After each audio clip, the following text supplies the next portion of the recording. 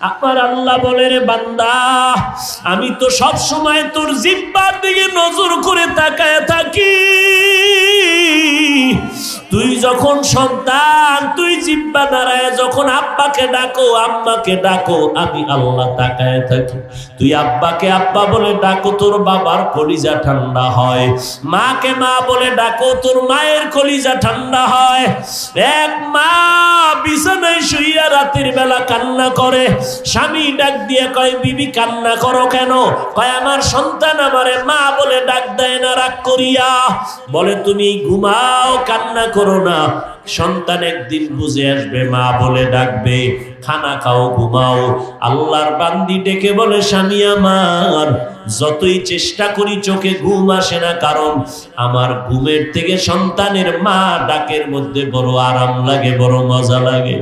সন্তান যখন মা বলে ডাক দেয়, কলিজা ঠান্ডা হয়ে যায়। আল্লাহ ডেকে বলে, রে গোলাম, সারা দুনিয়ার মাখলুকতের মধ্যে 1 ভাগ মায়া দিলাম, 99 ভাগ মায়া আমি আল্লাহ রেখে দিলাম। ওই 1 ভাগ মায়ার একটা অংশ মা পেল, সন্তান পেল। ওই মায়ার বেড়া জালে আবদ্ধ হইয়া সন্তানের একটা ডাকে যদি মায়ের কলিজা ঠান্ডা হয়, ডাক না দিলে যদি মায়ের ঘুম নষ্ট হয়ে যায়, আমি আল্লাহর কুদরতি অন্তরে 99 গুণ মায়া জন্মাইয়া তোর দিকে তাকায় আছি। আমার ছেলে নাই যে আমারে আব্বু বলে ডাকবে, মেয়ে নাই আমারে আম্মু বলে ডাকবে।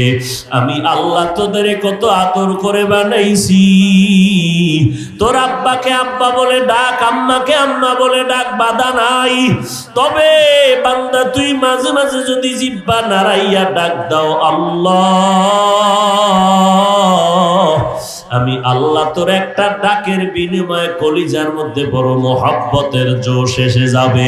তোর এক ডাকের দ্বারা আমি আল্লাহ তোর জিন্দেগির গুনাহগুলো মাফ করে দিব। এরে বান্দা, আমার ডাক থেকে তোরে কে দূরে সরাইয়া রাখলো?